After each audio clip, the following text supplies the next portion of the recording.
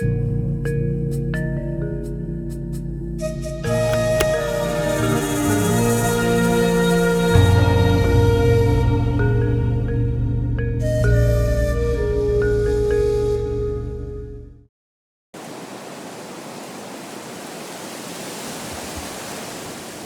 gugusan pulau-pulau indah di timur Nusantara, Maluku hidup tenang.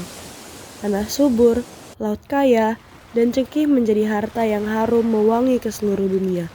Namun, di balik keindahan, angin dari jauh membawa kapal-kapal asing, membawa janji sekaligus penderitaan.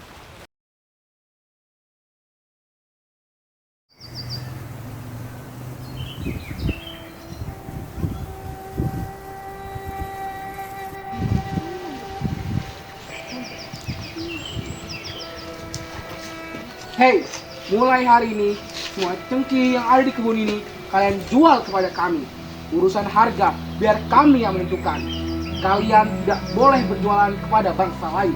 Tuan, ini adalah katong Bu Cengkih. Katong yang kasih tanam, katong yang kasih rawat. Kenapa katong pernah boleh jual sama pedagang lain? Kenapa? Diam, itu adalah perintah dari pemerintah Hindia Belanda. Kalian tidak boleh melawan. Barang siapa yang melawan, kebunnya akan dibakar dan desanya akan dihukum.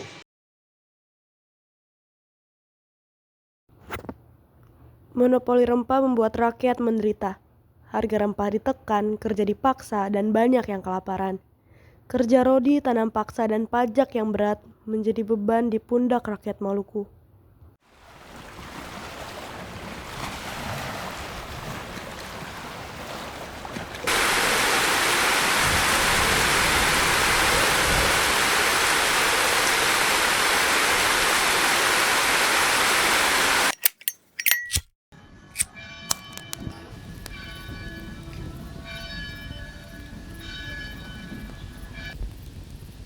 Saudara-saudaraku, katong sudah terlalu lama ditindas.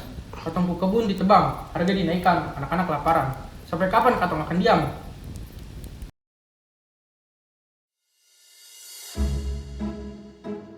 Ketika kesabaran rakyat mencapai batas, para pemimpin adat dan pejuang bangkit.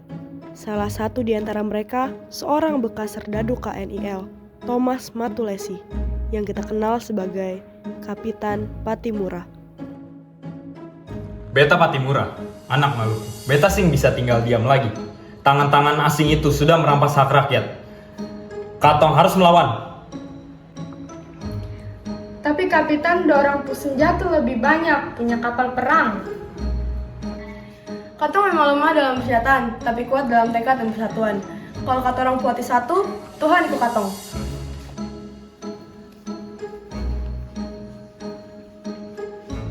Bapak-bapak, kakak-kakak. Kalau kamu orang ingin pergi berperang, jangan tinggalkan beta di rumah. Beta juga mau melawan Belanda. Christina, Ale masih muda, perang itu berbahaya. Kalau katong takut, sampai kapan katong merdeka?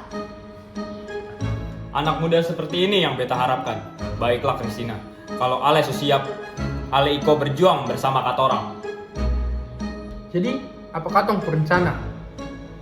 Katong akan kuasai DP orang ku benteng di Saparua, benteng Durstep.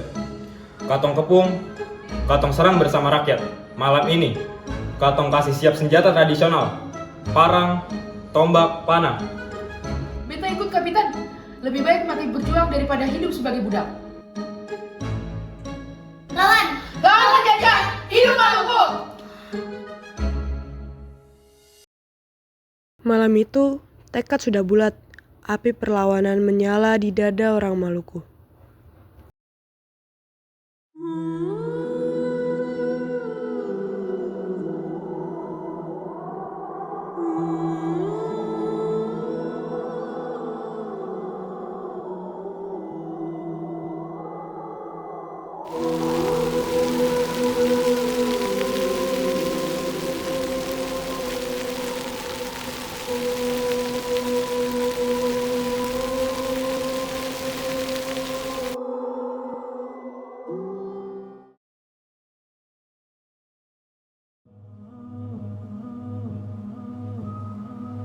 Hari itu, 16 Mei 1817, rakyat Maluku di bawah pimpinan Patimura mengepung benteng Dorset di Saparua. Senjata sederhana tak menghalangi semangat mereka.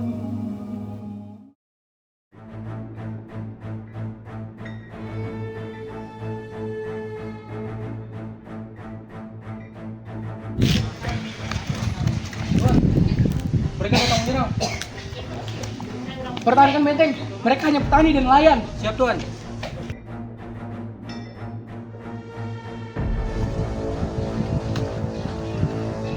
Atas nama tanah Maluku, serang!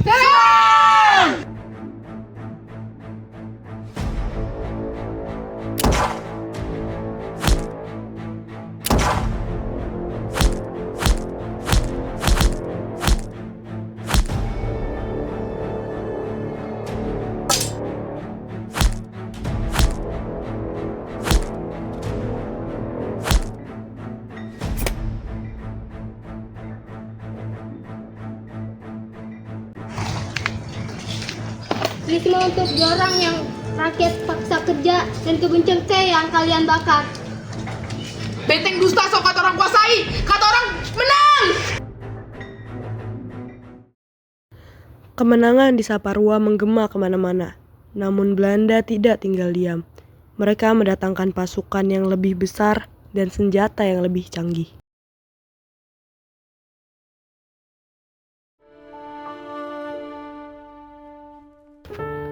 Perjuangan berjalan lama, peralatan mulai habis, persediaan makanan menipis.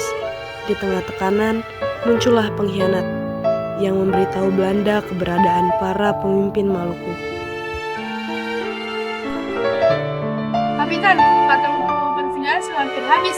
Beberapa kampung sudah dibakar Belanda. Beta tahu memang ini bukan jalan yang mudah, tapi perjuangan memang butuh pengorbanan. Beta tidak menyesal, Kapitan. Sejak awal Beta sudah siap. Ternyata kalian di sini. Mau apa kamu kesini? Kalian akan saya tangkap. Saya lempar balkon semua. Di sana kalian semua akan mendapatkan hukuman yang pantas.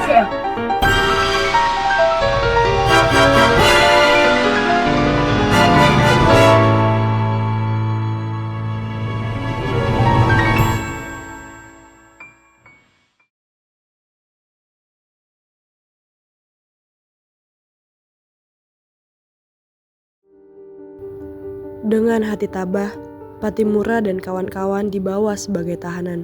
Namun, mereka tahu benih perjuangan telah ditanam di tanah Maluku. Pada 16 Desember 1817 di Ambon, Kapitan Patimura dijatuhi hukuman mati.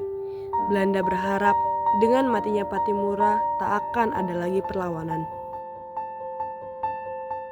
Atas nama pemerintah Hindia Belanda, Patimura dijatuhkan hukuman mati karena memberontak dan menghasut rakyat untuk memberontak terhadap kerajaan. Kapitan, Katong minta maaf. Katong tidak bisa bantu Kapitan. Dengan nama Tuhan, dengan nama Maluku, beta serahkan nyawa bahwa penjajahan harus dihentikan.